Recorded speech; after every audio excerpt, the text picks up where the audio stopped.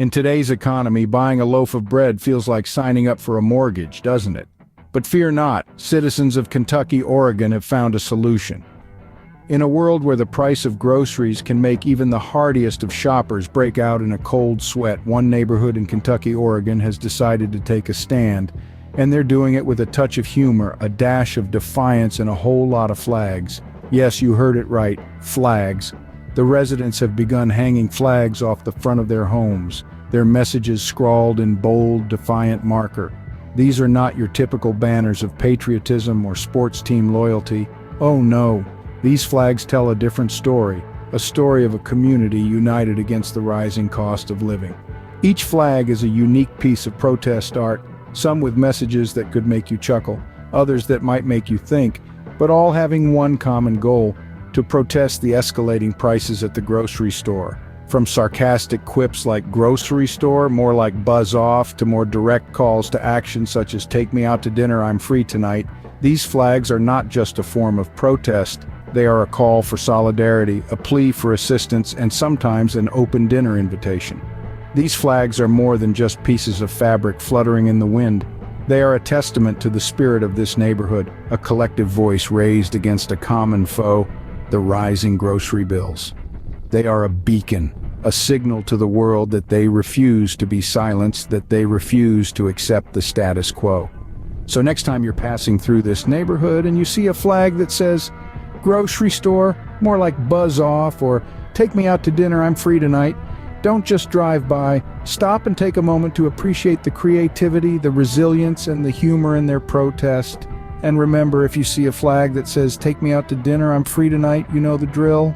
Moving on to the windows of dissent, where the neighborhood has turned the grocery stores into their canvas. Art, they say, speaks when words fail. And in this Kentucky, Oregon neighborhood, art is screaming, shouting, and raising a ruckus about the rising cost of groceries. The residents here have taken their protest to the windows of the very stores they feel are gouging their wallets. They're not just window shoppers anymore, they're window artists armed with brushes, paints, and a whole lot of audacity. Each window tells a story, a narrative of frustration, a tale of economic hardship, a chronicle of a community under siege by soaring prices. Dollar signs, usually a symbol of wealth, are now a symbol of unaffordability, a stark reminder of the cost of living. They're painted in bold strokes, in stark black and white, a visual representation of the blatant price hikes, but it's not all symbols of capitalistic greed. There are also unhappy faces drawn with such raw emotion that you can almost hear the sighs of despair. These faces, each one unique, represent the residents who are struggling to afford their weekly shopping. They're a poignant reminder of the human cost of inflation. The art is not just a form of protest, but also a call to action. It's a visual plea to the powers that be, a demand for change, a cry for help. The residents are literally painting their grievances on the walls of the establishments they feel are responsible for their plight. The windows of these grocery stores have turned into a living, breathing gallery of discontent. Each piece of art is an act of defiance, a statement of resistance, a testament to the power of a community united against a common adversary. So, the next time you're strolling past a grocery store in this neighborhood, take a moment to appreciate the art.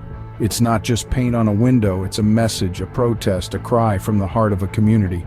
Who knew that grocery stores could double as modern art museums? Now, onto our third chapter, where the neighborhood is giving a whole new meaning to the term price adjustment. In an act of rebellion as unique as it is audacious, our Kentucky, Oregon neighbors have found a way to combat the rising grocery prices.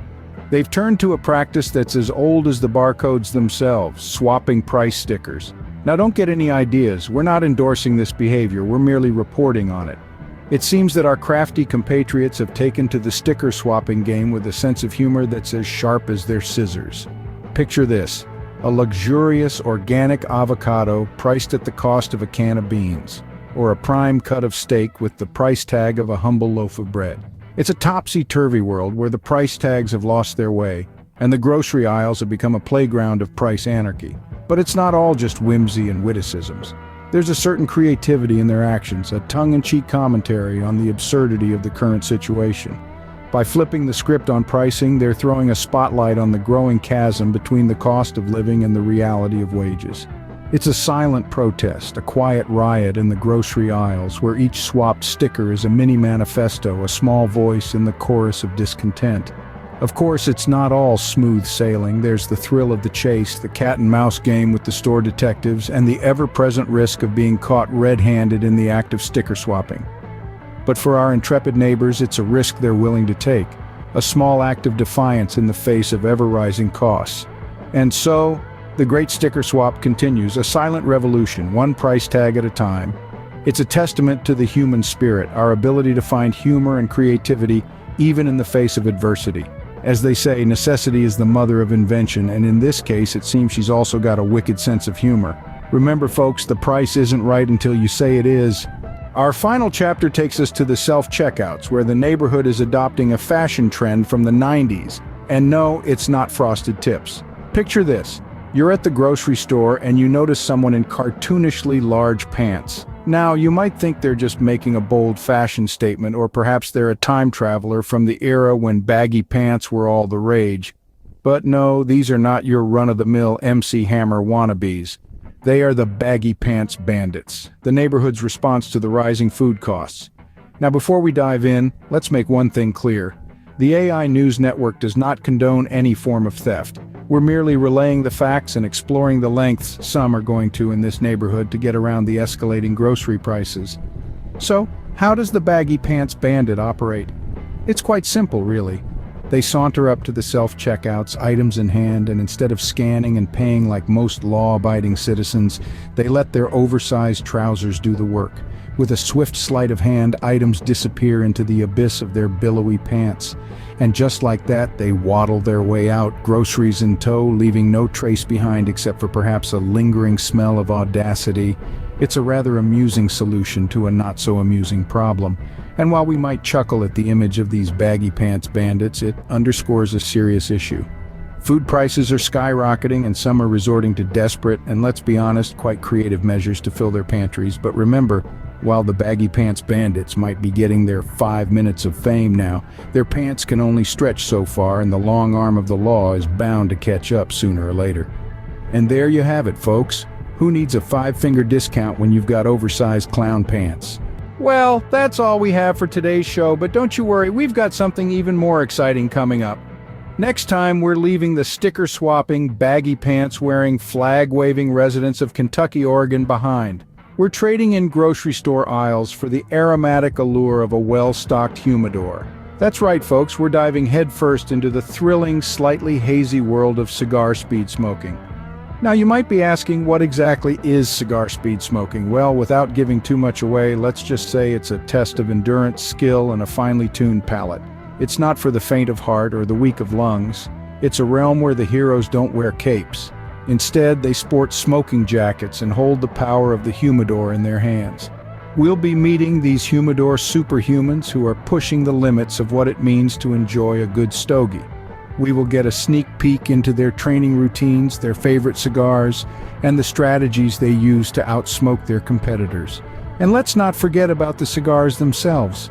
From aromatic blends to the perfect roll, we'll explore the craftsmanship that goes into creating the ultimate smoking experience. We'll even take you behind the scenes of a cigar factory where the magic really happens. But it's not all smoke and mirrors. There's a real community here, a brotherhood and sisterhood of cigar aficionados who share a passion for this age-old tradition. We'll get a glimpse into this unique subculture and the camaraderie that binds them together. So, if you've ever wondered how fast one can possibly smoke a cigar, or if you're just curious about what drives these smoke-billowing titans, you won't want to miss our next episode. Join us next time as we dive into the smoky world of cigar speed smoking. Until then, remember to keep your flags flying and your pants baggy.